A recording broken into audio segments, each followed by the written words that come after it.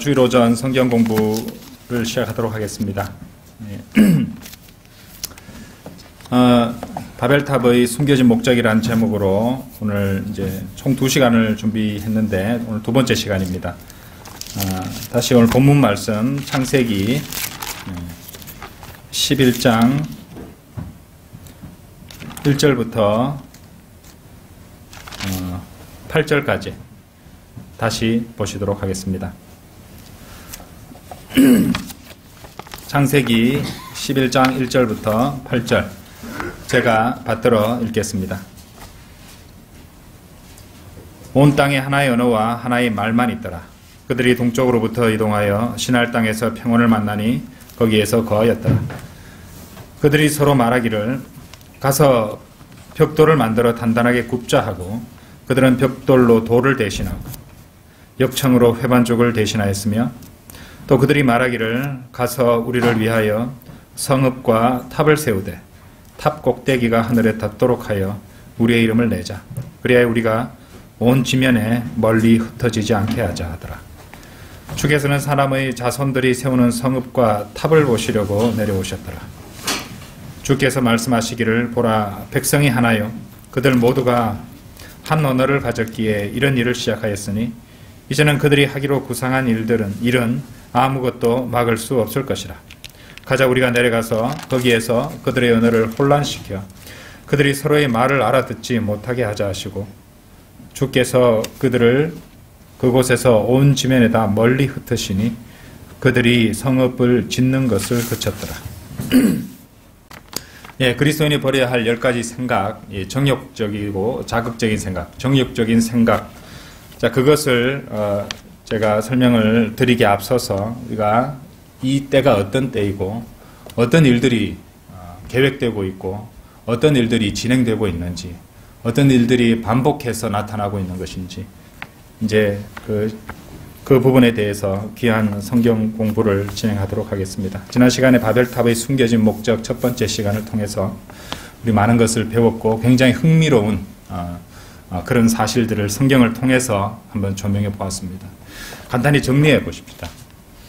신들이 내려왔죠. 곧 이제 천사들입니다. 구약에서는 이제 그들을 하나님의 아들들이라고 불렀는데 이들과 접촉하긴 조건으로서 우리는 3가지 요소가 필요하다는 것을 확인했습니다. 스파냐서 3장에서 우리가 보셨죠. 3장 9절에.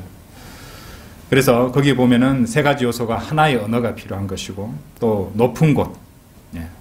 왜냐하면은 이제 높은 곳에서 구름에 닿게 해야지. 첫째 하늘과 셋째 하늘이 공통 요소가 구름이라고 제가 말씀드렸잖아요. 그렇죠? 구름 속 문에 닿으려는 높은 곳이 있었고 이름을 내는 것이라는 요소가 필요하다는 것이죠. 이름을 내는 것은 이제 경배하고도 연관된 것입니다. 그 진킴 목사님 강의에는 나오지 않았는데 제가 성경을 읽다가 또 그와 비슷한 그와 연관되는 부분을 발견한 부분이 있습니다. 그것도 같이 한번 읽어보시죠. 출애굽기 20장 22절 한번 보십시오.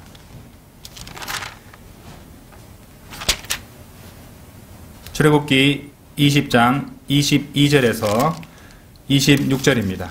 자, 여기에서는요, 이제 20장, 출애굽기 20장 10계명이 나오잖아요. 그죠? 거기에 이제 경배를 위한 지침들이 제시되는데요. 22절 보세요.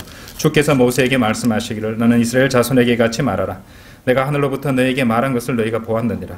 너희는 나를 가지고 은으로 신들을 만들지 말며. 자, 신들이 나왔습니다. 그렇죠? 신들, 하나님의 아들들이라고 이제 연관되어 있다고 말씀을 드렸습니다. 너희에게 금으로 신들도 만들지 말지니라. 너는 땅의 제단을 나에게 만들어서 그 위에 나의 양들과 너희 소들로 번제와 화목제물을 바치라. 내가 나의 이름을 기억하는 모든 곳에서 네게 내려와 너에게 복을 주리라.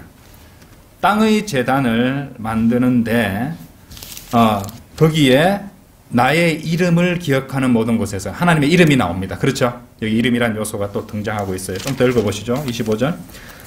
네가 만일 내게 돌로 제단을 세우려거든 다듬은 돌로 세우지 말라. 근데 이 자들은 다듬은 돌도 아니고 벽돌을 구워서 세우고 있었습니다.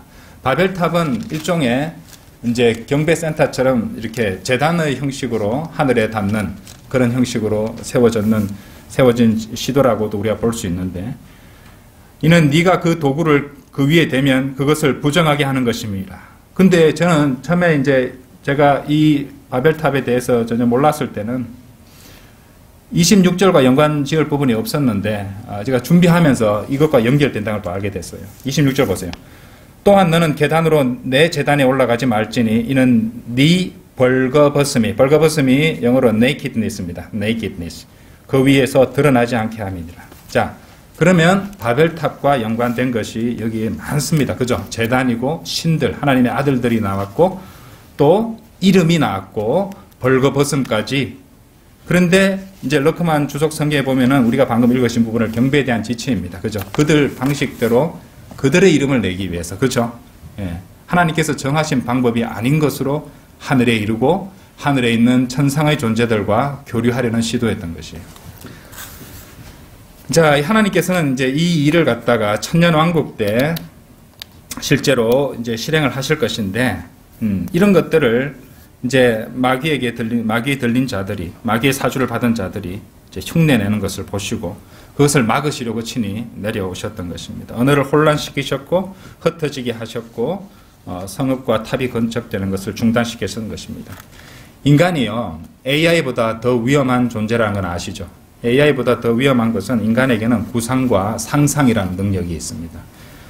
이 아주 사악한 상상이죠. 예. 실로 이 바벨탑을 쌓아 올리는 자들은 헛된 짓이 아니라고 말씀드렸죠. 실제로 셋째 하늘까지 올라가려고 했던 자들이었어요. 하나님께서 나누시고 또 정해놓은 질서들이 있는데 이것들을 무시하고 신들과 그렇죠? 접촉하려고 했던 것입니다.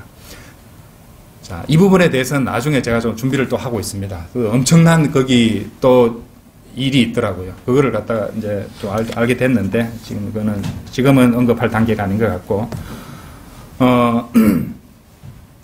나중에 한번 말씀을 드리겠습니다. 하나님께서 직접 개입하시고 또 직접 내려오셔서 중단시키셨던 그런 예들을 성경에서 이제 찾아볼 수 있는데요. 근데 하나님께서 내려오시는 데는 공통적인 요소들이 있었던 것이죠. 하나님께서 직접 개입하시고 처리하셨을 때는 공통적인 요소들이 분명히 있었습니다. 근데 이제 하나님께서는 홀로코스트 학살 때도 개입하시지 않으셨잖아요. 그죠? 종교재판소에서 그런 고문대에서 신실한 그리스도인들이 그렇게 희생당하고 고통 겪을 때도 그냥 보고 계셨습니다. 그죠? 화형당할 때도 개입하지 않으셨어요. 그분의 아들이 십자가에 못 박힐 때조차도 하나님께서는 개입하시지 않았습니다. 그렇죠? 그런데 하나님께서 내려오실 때가 있었다는 것이에요. 이스라엘 민족이, 그분이 선택하신 민족이 끊임없이 반역하고 배교할 때도 하나님께서 직접 불을 내리시거나 하지는 않으셨어요. 하지만 분명 성경에 개입하신 사례들이 있었습니다. 먼저 전 지구적인 그죠? 홍수였던 노아 홍수였어요. 그죠? 이때는 분명 하나님이 개입하신 것이에요. 근데 그 일이 일어났던 이유를 생각해 보시면은 그 전에 하나님의 아들들이 내려와서 인간들과 또 짐승들과 교접을 하고 사악한 일들을 일으켰던 그런 이유들이 있었던 것입니다. 여러분들 유다서 한번 가보십시오. 하나님께서 또 소돔과 고모라도 직접 불을 내리셔서 멸망시키셨잖아요. 그죠? 예, 찾아오셨습니다. 유다서 1장 한번 가보십시오.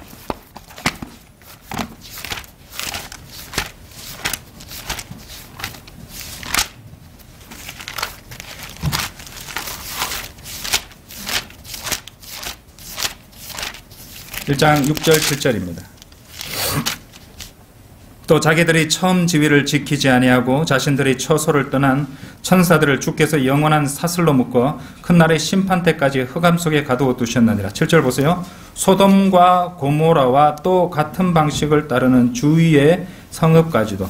여러분들 킹제임스 성경을 보시면요, 6절 7절을 6절을 말씀하시고 이제 거기에서도 이와 같이 이런 연결로 됩니다. 그러니까 하나님의 아들들이 내려왔을 때 이 소돔과 고모라에게 있었던 방식, 어떤 일들인지 그 주위의 성들까지도 자신들을 음행에 내어주어 다른 육체를 따라가다가 영원한 불의 형벌을 받음으로 한 본보기가 되었느니라. 6절 7절은요 이 두 절이 연결되고 있는 것이에요. 그러니까 이게 뭘 의미하냐면요, 자, 소돔에 하나님의 아들들이 이제 천사들이 갔잖아요. 그죠? 갔는데 그 천사들을 알아보고 사람들이 몰려들었습니다. 그렇죠? 그게 무엇을 의미할까요? 그냥 단순히 33살 반의 남자 2명 맞다고 그렇게 몰려 들어가 아우성을 치고 난리를 칠까요? 천사들인 걸 알아봤다는 것이에요. 그죠? 그러니까 그 전에 거기에도 천사들이 내려와서 인간들과 교접하고 다른 육체들 해가지고 헬라어 뜻을 보시면 그 짐승의 육체하고 또 연관됩니다. 그죠? 수관, 동성연애, 엄청난 일들이 일어나고 있었던 것입니다. 자, 그런데 이제 나중에 이제 또 설명을 드리겠지만은 단순히 육체적인 쾌락만을 추구한 것이 아니에요. 다른 모종의 목적들도 있었습니다. 그렇기 때문에 하나님께서, 왜냐하면 지금 사악하고 성적으로 타락한 문화가 얼마나 많습니까? 그죠? 예. 그러려면 그때마다 다 불로 태우게 해요. 아니잖아요. 하나님의 아들들이 연관된 것은 또 다른 영적인 문제들. 그죠? 예. 인간이 혼을 둘러싼 그런 문제들도 있었다는 것이에요. 인간이 인간끼리 죄를 지었을 때보다 이렇게 하나님의 아들들, 천상의 존재들과 연루될 때는 훨씬 더 사악하고 하나님께 큰 문제가 이제 하나님의 진노를 또 받게 되고 또 하나님께 당장 해결해야 될 문제가 되는 그런 일들이 일어났던 것입니다. 이런 일들이 대환란 때 또 재현되죠. 그러니까 하나님의 아들들이, 천사들이 이제 반역을 하고 다시 내려와서 인간들과 결합하는 일들이 벌어질 것입니다. 그리고 그때가 바로 하나님께서 다시 움직이시는 타이밍이 된다는 것이죠. 그러니까 하나님의 개입은요, 하나님의 아들들의 타락과 관련이 있다고 보아도 무방합니다. 하나님께서 직접 개입하시는 것은 반드시 하나님의 아들들과의 이제 그런 타락과 연관되어 있다는 것이죠. 창세기 6장 5절에서 보시는 바와 같이 그런 인간의 타락한 상상과 구상의 결과로서 그런 타락이 일어났고 또 그것이 다시 구현되고 있었던 것이 바벨탑이었던 것입니다. 자, 정리하자면 바벨탑은 구조물이 아주 하늘 높이까지 이르도록 쌓아 올려서 구름 속 문에 도달해서 그 문을 통해서 하나님의 아들들이 내려오게 하려는 시도였습니다. 여러분들 구약시대 산당을 하이 플레이스라 한다 그랬죠. 높은 곳이었어요. 거기서 반드시 음행과 성적 타락이 이제 수반됐습니다. 예, 왜 그랬다고 생각하십니까? 어디서 그것을 배웠을까요? 선조로부터 배운 것이었어요. 높은 곳, 그리고 우상 숭배자들에게 이런 음행과 성적 행위들은 굉장히 중요한 요소였던 것입니다. 왜 그럴까요? 창세기 6장 한번 1절 한번 열어보시죠. 다시. 창세기 6장 1절 2절 보세요. 사람들이 지면에서 번성하기 시작하고 딸들이 그들에게서 태어났을 때 하나님의 아들들이 사람들의 딸들이 아름다운 것을 보고 그들이 택한 모든 자를 아내들로 삼으니라. 여자들을 유혹하기 위해서 내려왔습니다. 그죠? 여자들을 취하기 위해서 내려왔습니다. 이 마지막 때에 왜 야하고 유혹하는 복장이나 자세를 많이 취하고 그런 이미지들이 온갖 매체에 넘쳐나는 것일까요? 그 뒤에 마귀가 있는 것입니다. 전체 마인드셋이요, 굉장히 정욕적이고 음란합니다. 어린 나이에서 어른에 이르기까지, 노인에 이르기까지. 그렇죠? 예, 끊임없이 광고도 그렇고 무슨 제약회사도 그렇고요. 엄청 다 한통속입니다. 지금 무시무시해요. 마지막 때에 왜 정욕적인 생각들이 그렇게 퍼지는지 우리는 주의해서 살펴봐야 됩니다. 시간 관계상 찾아보지는 않겠지만 고린도전서 10장 10절을 기억하실 것입니다. 여자들은 천사들로 인해서 머리 위에 이제 권위를 둬야 된다고 했습니다. 예. 강력한 삼손도 무너뜨리는 것을 이제 무너뜨린 존재는 유혹하는 여자였죠. 그 여자의 능력을 또 천사들도 탐내고 여자들은 그런 능력이기 때문에 천사들도 거기에 유혹되는 것입니다. 예. 그런 이미지들이 넘쳐나는 것이에요. 그래서 바벨탑 꼭대기에서 무슨 일을 벌이려 했는가 분명합니다. 그런 음란한 의식이나 음란한 여성을 나체로 두거나 벌거벗은 채로, 그죠? 두거나 해서 하나님의 아들들을 내려오게 하려는 시도였던 것이에요. 그리고 창세기의 이러한 시도가 오늘날 다시 재현되고 있는 것입니다. 여러분들 옛날에 슈퍼맨이라는 영화에 보면요, TV 나올 때 그런 장면인데 거기 루터라는 악당이 나옵니다. 고층 꼭대기 층에 아름다운 여자가 옆에 있고요. 슈퍼맨이 날아드는 장면이 나와요. 슈퍼맨이 타락하는 장면이거든요. 예. 저는 헐리우드가 그런 아이디어를 어디서 어떻게 얻었을지 굉장히 신기하게 느낄 때가 있습니다. 슈퍼맨 S차처럼 보이잖아요. 그죠? 예. 뭘까요? 사탄일까요? 그렇죠? 죄일까요? 신일까요? 아주 이렇게 헐리우드는 그 뒤에서 마귀가 적당하게 이미지들을 갖다가 이렇게 대중들에게 공급하도록 조종하고 있다는 생각을 지울 수가 없는 것입니다. 자, 이런 시도가 대환란 때 절정에 도달할 것이고, 지금은 이제 다 예행 연습부터 전체 사회 분위기를 만들어가는 과정이라고 생각을 합니다. 예. 그렇죠?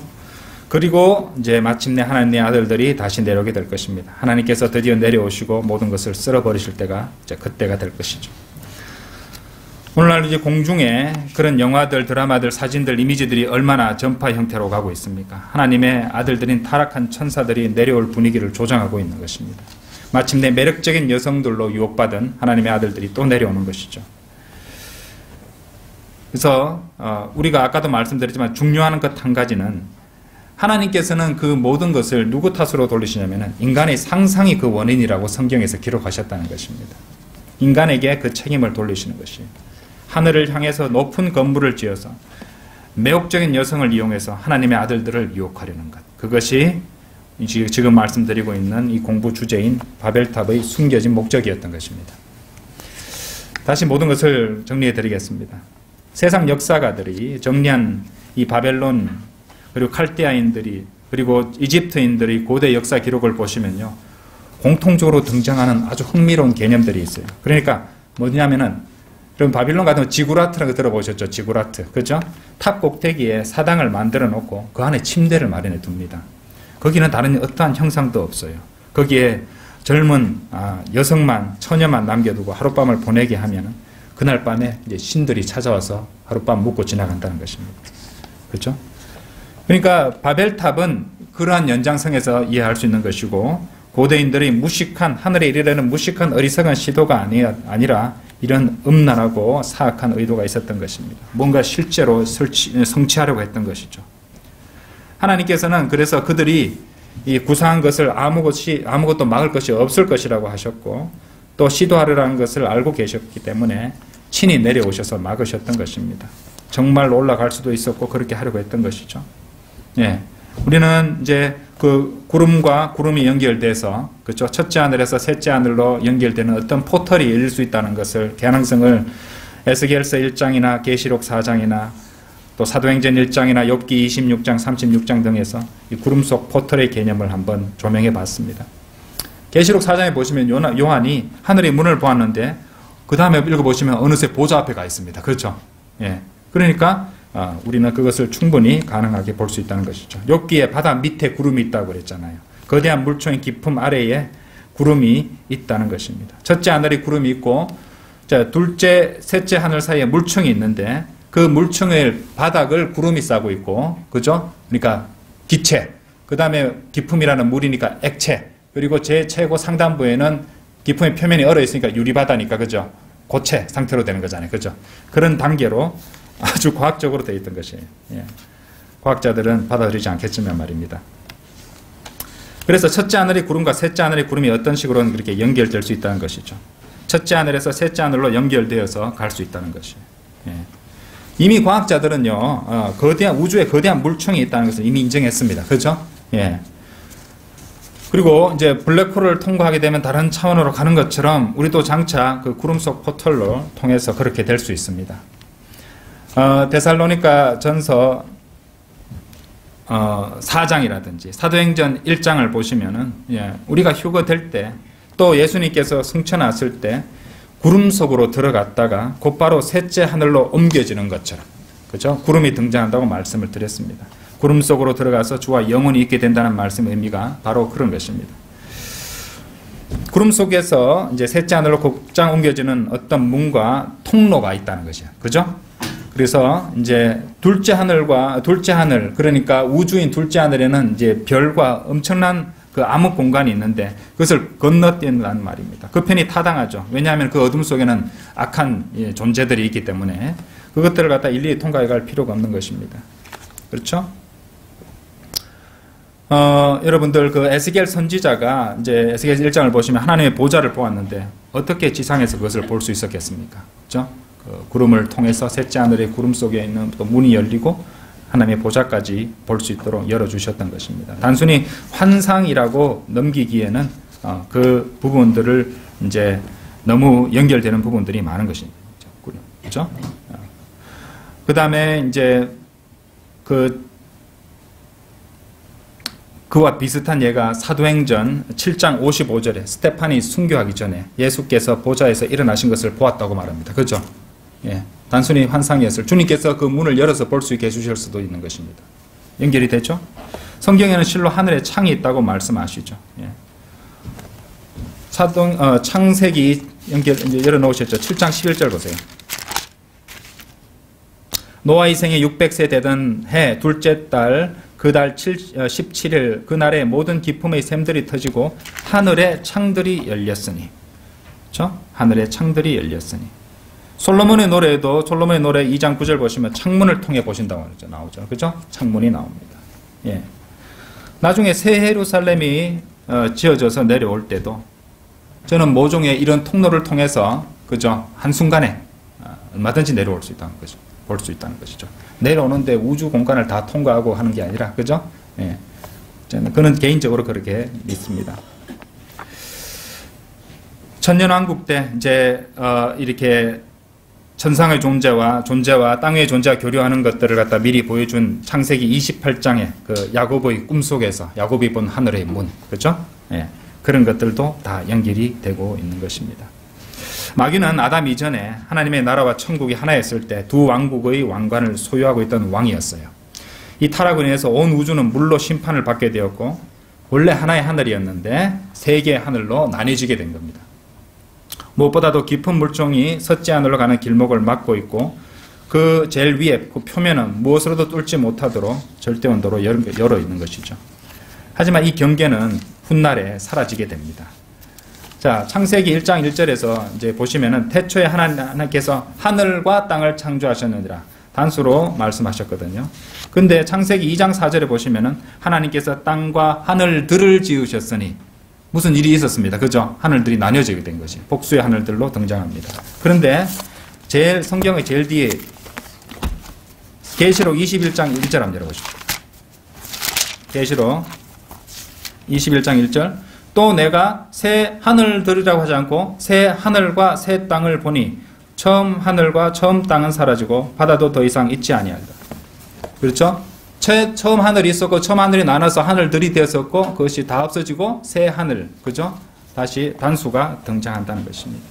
장차 세워질 이 땅에 지상에 세워질 천년왕국은 하나님의 나라, 영적인 하나님의 나라와 그리고 물리적인 천국이 합쳐지는 것이죠. 그때 하나님께서 땅 위에 내려오십니다. 이 지상의 인간들과 하늘이 서로 연결되고 교류하는 세상이 돌아오게 된 것입니다. 자신의 위치를 갖다가 상실하고 인간에 대한 질투심이 불타오르는 마귀는요, 창세기 11장에서 자신이 왕이었던 그 때를 자신의 방식대로 재현하려는 시도를 하고 있었던 것으로 보입니다. 이를 위해서 마귀는 창조의 질서를 깨고 하나님의 형상들로 창조된 인간을 타락시키고 변질시키기 위해서 하나님의 아들들이 이 땅에 내려와 인간들과 결합하는 것을 빼앗고 있었던 것입니다. 인간들의 혼들을 빼앗으려고 하고 있던 것이죠. 바벨탑의 건설의 그 뒤에 숨겨진 숨은 의도가 바로 그런 것이었던 것이죠. 인간 여자를 이용해서 그 일을 하려고 했던 것입니다. 하나님의 아들들이 다시 내려오게 하려 했던 그런 것이죠. 홍수 후에 우상 숭배는요, 노아의 홍수 후에 우상 숭배는 노아의 홍수 이전에 우상 숭배 없었다고 말씀드렸습니다. 이후에 우상 숭배는 하나님의 아들들에 대한 향수와 연관된 형상을 통하였던 것입니다. 이같이 하나님의 아들들을 섬기려는 그런 시도들은 늘 있어 왔습니다. 왜 그 우상들을 높은 곳들, 산당들에 만들어 두었을 것입니까? 왜 항상 성적인 죄들이 거기에 포함되어 있었을까요? 그렇죠? 거의 모든 이교도 신전에는 신전 창조들이 있었죠. 높은 장소, 신전 창녀, 그리고 마귀와 하나님의 아들들이 다 연관되어 있었던 것입니다. 세속 역사가인 헤로도토스라는 그 역사가의 기록에 따르면요, 칼데아인, 이집트인, 수메르인, 그렇죠? 제가 지금 복습하고 있습니다. 이들이 모두 높은 장소에 신전을 세웠는데 그 신전에는 어떠한 형상도 없었어요. 정한 날이 오면 아름다운 처녀를 그곳에 올려두고 혼자 남겨두고. 그렇죠? 창세기 6장이죠. 왜 하나님의 아들들이 거기로 내려오겠습니까? 인간 여자들과의 사람의 딸들과 성적 결합을 위해서입니다. 그렇죠? 그래서 매력적인 여자들을 높은 탑 꼭대기에 두어서 천사들을 내려오게 하려고 했던 것. 그리고 그 일이 일어날 수도 있었고 하나님께서 그래서 개입하셨다는 것입니다. 그렇죠? 자, 또 한번 정리해 봅시다. 하나님의 직접적인 개입은 하나님의 아들들이 타락과 그들의 타락과 연관되어 있다고 말씀드렸어요. 저 생각을 더 처음으로 한번 가보십시다. 먼저 루시퍼와 타락한 하나님의 아들들의 문제를 일으켰잖아요. 그래서 하나님께서는 아담 이전에 온 우주적인 홍수를 일으켜가지고 그들을 정리하시고 심판하셨던 것이에요. 그래서 그 심판 이후에 원래 하늘과 땅이었는데 이제 뒤에는 하늘들과 땅이 된 것이죠. 그죠? 첫째 하늘, 둘째 하늘, 셋째 하늘로 나누셨던 것이에요. 그리고 이제 있을 수 있는 영역을 정해버리셨던 것입니다. 두 번째 사례가 노아의 홍수였고요. 예. 그 다음에 바벨탑 사건이었죠. 그렇죠? 그 사이에 이제 소돔과 고모라의 멸망도주가 집어넣을 수 있을 것이고, 그 다음에 또 뭐 있습니까? 그 다음에 거인족들이 가나안 땅에 있는 거인족들을 멸망시키라고 하셨잖아요. 그죠? 거인족들은 우리가 아는 바와 같이 하나님의 아들들과 사람의 딸들이 결합해서 이루어진 그런 존재라고 말씀을 드렸던 것이에요. 그러니까 이제 이 하나님의 아들들과의 교접이 이제 바벨탑 이후로도 계속 일어나고 있었다는 것을 우리가 알 수 있다는 것이죠. 그러니까 노아의 홍수에서 살아남았거나, 그렇죠? 또 그 이후에 다른 타락으로 내려왔거나 그런 일들이 있었다는 것을 알 수 있습니다. 마귀는 이 땅에 있는 하나님의 형상을 가진 것들을 모두 파괴하거나 변질시키려고 하려는 욕망을 갖고 있습니다. 하나님의 형상을 가진 존재가 누굽니까? 우리들입니다. 인간들입니다. 그렇죠? 그러니까 그것을 마귀는 얼마나 시기하고 싫어하겠습니까? 그 대신에 자기 이미지를 세우려고 애를 쓰고 있어요. 자기 형상을 세우려고 하는 것입니다. 여러분 아시죠? 그렇죠? 그는 참으로 자기 형상을 보고 싶어 하는데, 거기 계시록 13장 한번 가보시죠. 요한계시록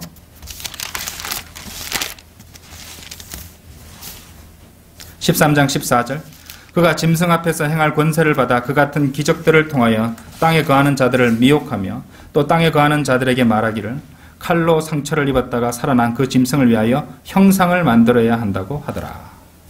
그렇죠? 참으로 자신의 형상을 보고 싶어 하는 것입니다.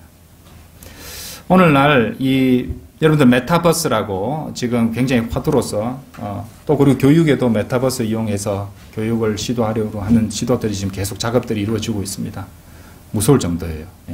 메타버스는 결국에는 그 안에 이미지들이 넘쳐납니다. 그죠? 그 이미지들에 대해서 실제로 우리가 그 안에서 가면은 이미지를 보고 때로는 절도 고개도 숙이고 이래야 됩니다. 이미지를, 형상을 보고. 왜냐하면 그것이 다른 우리보다 높은 권위에 있는 사람을 대신하거든요. 그죠? 그런 식입니다. 그러니까 우리는 그런 것들도 마귀의 마지막 때를 갖다가 준비하는 마귀의 시도들과 방식들이라는 것을 알고 경계할 수 있어야 되는 것입니다. 이제 마귀가 그렇게 자신의 형상을 세우려고 하는 그때, 대환란 때, 하나님의 아들들이 대거 땅으로 내려오게 됩니다. 그리고 다니엘서 2장에 나오는 내용처럼 이 비정상적인 결합과 섞임이 일어날 거예요. 철과 진흙이 섞인다는 그런 내용이 나오죠. 바로 그것을 나타내는 것입니다. 자, 요한계시록 12장 한번 열어보세요. 12장. 하늘에 또 다른 이적이 나타났으니 보라, 커다란 붉은 용 한 마리가 있는데 7머리와 10뿔이 있고 그 머리들 위에는 7 왕관이 있더라. 그런데 그의 꼬리로, 잘 보세요, 그의 꼬리로 하늘의 별 3분의 1을 끌어다가 땅에 던지더라. 또 그 용이 그 아이가 태어나자마자 삼키려고 출산하려는 그 여인 앞에 섰더라. 자, 여기서 잘 보시면은 이제 커다란 붉은 용이 나오고, 그 다음에 꼬리로 하늘의 별 3분의 1을 갖다가 끌어다가 땅에 던지더라는 얘기 나옵니다. 자, 일단 별이 뭔지 한번 규명해 보겠습니다. 별은 요한계시록 1장 20절 한번 보십시오.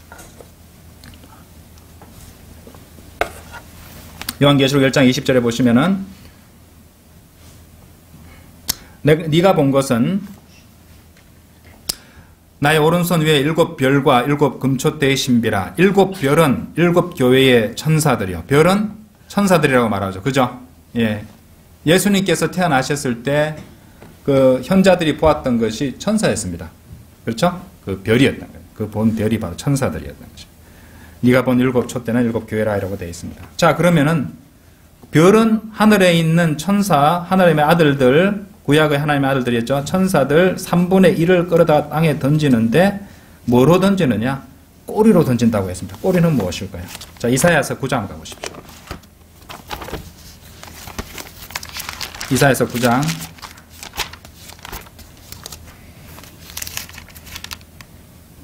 14절.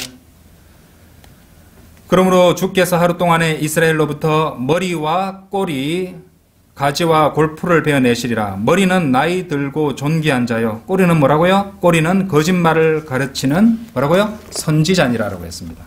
이제 그럼 연결이 되죠. 예. 대환란 때 적그리스도의 거짓 선지자와 우상 숭배와 음행을 또 이렇게 포함한 그런 가정한 또 종교적인 형식으로 그렇게 된 그런 가정한 시도가 다시 재현될 것이라는 것을 우리가 알 수 있다는 것이죠. 그렇게 되면 하나님께서 또다시 개입하시는 것입니다. 그죠? 예. 바벨탑의 공사가 하나님의 개입으로 무산된 것은 분명 하나님의 아들들과 연관되어 있었다는 것을 아셔야 됩니다. 창세기 6장의 재현이고, 그죠? 또 바벨탑, 님롯, 음란한 여인인 세미라미스, 그리고 요한계시록 2~3장에 보시는 님롯의 종교를 이어가는 이사벨이 언급되고 있는 것. 그렇죠? 우연일까요? 다 연결되어 있습니다. 적그리스도의 종교는요, 그처럼 우상 숭배와 음행을 포함하는 세계 종교가 될 것입니다. 모든 사람들이 거기에 받아들이고 자연스럽게 거기 안에 빨려 들어가도록 지금 이 세상이 그렇게 정욕적인 생각으로 가득 차고 있는 것이에요. 예, 마귀가 사용하는 주요 생각입니다. 이 정욕적인 생각을. 한번 생각해 보십시오. 러크만 목사님은 컴퓨터도 없고 인터넷도 없고, 그죠? 예, 우리같이 러크만 목사님 주석서도 없는, 그죠? 그런 시대에 오직 성경만으로 그 모든 것들을 감지하고 정리하고 있었습니다. 놀랍지 않습니까? 그죠? 우리가 배우고 나누고 있는 이 진리의 지식은요, 신실한 바이블 빌리버들의 유산을 이어받은 것이에요. 귀한 진리의 지식들에 대해서 우리는 엄청난 빚을 살아가고 있는 것입니다. 빚을 지고 살아가고 있는 것이에요. 그러니까 우리 자세가 어떻게 돼요?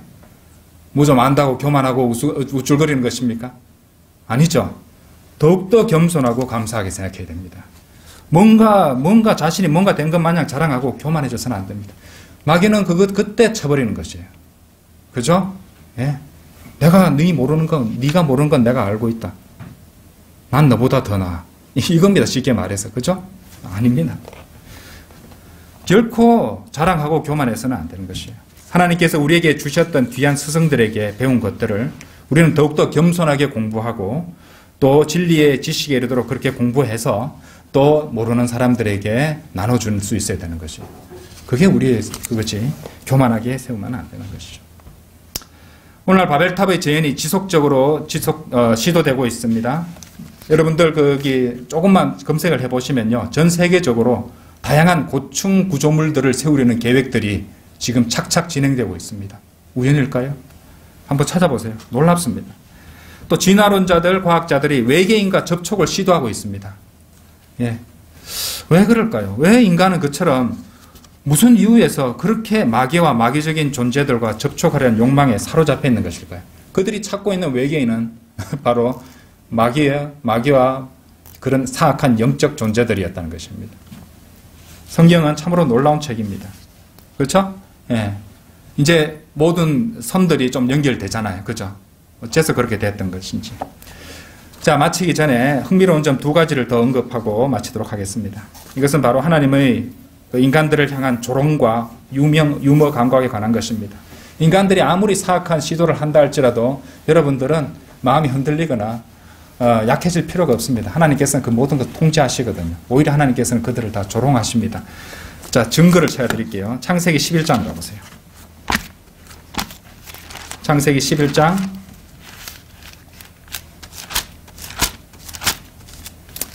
4절. 이제 한글로 보면은 이제 조금 그 유사성을 찾기가 힘든데 나중에 영어하고 같이 비교해 보시면 확실히 알 수 있을 것이에요. 거기 보시면은 또 그들이 가서 말하기를 가서 우리를 위하여 성읍과 탑을 세우되 거기에 대한 영어 킹제임스 성경의 표현이 뭐냐면요. Go to let us build us a city 이랍니다. Go to let us, go to let us 이래 말하거든요. Go to let us 정도는 어떤 의미냐면 영어에서 come on, 야 가자 뭐 이런 느낌 있잖아요. 그죠? 자 가자 이런 느낌으로 할 때 쓰는 게 이제 go to let us 이제 이런 식인데 하나님께서 11장 7절에서요. 가자 우리가 내려가서 거기에서 그들이 언어를 혼란시켜 예서 하셨던 영어 킹제임스 표현이 뭐냐면요. Go to let us 똑같이 말씀하십니다. 그러니까 인간들이 바벨탑을 세우기 위해서 서로 막 선동하면서 했던 그 말을 그대로 하나님께서 쓰시는 것이에요. 그죠? 하나님께서는 그런 유머를 쓰시죠. 예. 그 속으로 우선 하나님께서 어떻게 내가 이 나이에 아들을 갖게 하신단 말인가. 속으로 웃었는데 아이의 이름을 이삭이라 하라. 이삭이 웃음이란 뜻이에요. 그죠? 예. 그러니까 하나님께서는 그렇게 go to let us go down. 얘들은 go to let us build us a city 하고 build 해가지고 올라가자 이러니까 하나님께서는 go to let us go down. 이제 내려가자. 우리 내려가자. 그죠? 왜 우리라고 하셨어요? 삼위일체신 하나님이시니까. 그렇죠? 자, 하나님의 언어 유희가 또 나옵니다. 자, 여러분들 이거 아시는지 모르겠는데 창세기 10장 10절 한번 보십시오. 그의 왕국의 님노시입니다. 그의 왕국의 시작은 신할 땅에 있는 바벨과 에렉과 아캅과 칼레에서였으며 이랬죠. 여기 이미 바벨이라는 이름이 있습니다. 그렇죠? 맞습니까? 자, 11장 9절 보세요. 그러므로 그것의 이름을 바벨이라 불렀으니 이는 주께서 거기에서 온 땅의 언어를 혼란케 하셨습니다. 바벨이 앞에 있는데 또 뒤에 또 바벨이라 불렀다고 하고 있잖아요. 그죠? 저는 솔직히 고백하면 그냥 이거 아무 생각 없이 있잖아요. 늘 읽으면서도 늘 읽으면서 그냥 지나갔던 것 같은데 알고 봤더니 거기에도 놀라운 또 사실이 숨겨져 있었습니다. 먼저 창세기 10장 10절에 나오는 바벨은요. 수메르 아카드어입니다. 이 바벨의 뜻은요. 신들의 문이란 뜻이에요. 좀 놀랍죠? 거기 세운 바벨탑이 신들의 문이었기 때문에 구름 속 문을 생각하고 신들이 내려오는 것을 목적으로 했다는 것을 그 이름이 담고 있었던 것이에요. 놀랍죠? 신들의 문이란 뜻이었어요. 그런데 하나님께서 창세기 11장에 오셔서 인간들의 언어를 혼란케 하시고 지면에 흩으셨고 그것을 바벨이라고 부르시는 점이 나옵니다. 자, 여기서 바벨은요. 그 수메르 아카드어가 아니고 여기서 바벨은 히브리어입니다. 그리고 히브리어로 바벨의 뜻은 뭔지 아십니까? 혼란이란 뜻이에요. 예. 그러니까 발음이 똑같은 다른 언어의 단어였던 것이에요. 그러니까 하나님께서는 언어의 창시자시죠? 하나님께서 그런 인간의 교만한 시도를 분쇄시키시고 그들이 추구하려고 했던 그 이름을 사용하셔서 그대로 갚아주셨던 것이에요. 놀랍죠? 이런 하나님을 우리는 섬기고 있는 것입니다. 그렇죠? 여러분들 시편 2편 4절에서는 하늘들에 앉으신 분이 웃으실 것이요 주께서 그들을 조롱하시리로다. 그러니까 마음이 약해질 필요가 없습니다. 하나님께서는 모든 것을 통제하시고 오히려 그런 인간의 사악한 시도를 조롱하시는 분이십니다. 우리는 그런 분을 섬기고 계시죠. 여러분 그 사실 아십니까? 우리가 들고 있는 이 성경 말씀에 하나님의 이름들이 기록되어 있다는 걸. 그렇죠? 이 이름이 기록된 이 성경 말씀에 대해서 우리는 어떤 자세를 가지고 살아야겠습니까? 이 말씀은 살아있는 것이에요. 이 말씀으로 우리에게 불필요하고 사악한 부분을 잘라내고 제거해야 되는 것이고 이 말씀을 목숨보다도 소중하게 생각하고 순종하며 살아야 되는 것입니다. 바로 우리가 섬기는 하나님의 이름이 기록된 그런 책이기 때문입니다. 다 같이 기도드리겠습니다.